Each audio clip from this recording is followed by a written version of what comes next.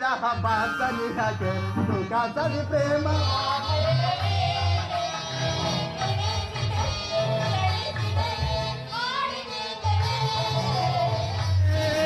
ಕಂಚಲೆ ಗೋಳಿಂದ ನಾ ಬಲಸಲೆ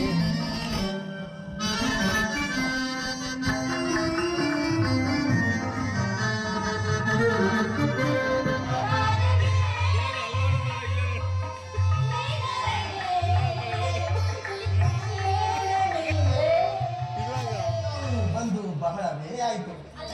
ನಾವಿನ್ನು ಅರಮನೆಗೆ ಹೋಗೋಣವೇ?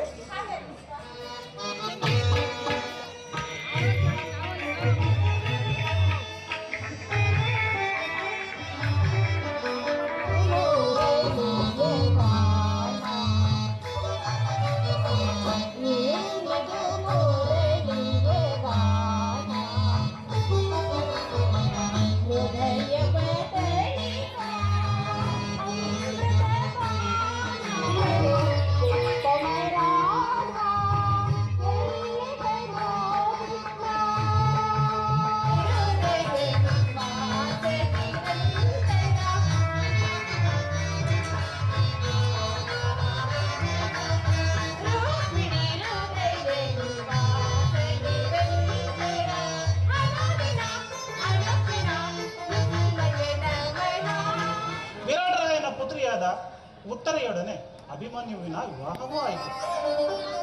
ತಮಗೆ ನ್ಯಾಯಸಮ್ಮತವಾಗಿ ಬರಬೇಕಾದ ಅರ್ಧ ರಾಜ್ಯವನ್ನು ಪುನಃ ಕೊಡುವಂತೆ ಕೇಳಲು ಯುಧಿಷ್ಠರನು ಆ ದುರ್ಯೋಧನನ ಬಳಿಗೆ ಸಂಧಿಗಾಗಿ ಕಳಿಸಿದನು.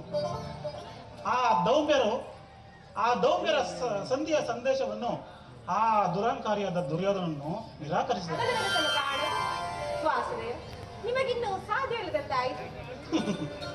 ಏದನೆ ಲೋಕಸೇವೆಯ ಹರಕೆಯನ್ನು ಹೊತ್ತಾಗಲೇ ನನ್ನ ವಿಶ್ರಾಂತಿಯ ದಿನಗಳು ಕೊನೆಗೊಂಡವು.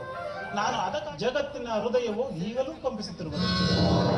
ರುಕ್ಮಿಣಿ, ನಾನು ನಿರಸ್ತ್ರನೇ. ಆದರೆ ಕುರುಕ್ಷೇತ್ರದ ಯುದ್ಧದ ಸೂತ್ರವು ನನ್ನ ಕೈಯಲ್ಲಿ. ಚತುರಂಗದ ದಾಳಗಳಂತೆ ದರ್ಪಾಂಧ ಕ್ಷತ್ರಿಯ ವೀರರನ್ನು ಅಲ್ಲಿಂದ ಇಲ್ಲಿಗೆ ನಡೆಸುವುದು.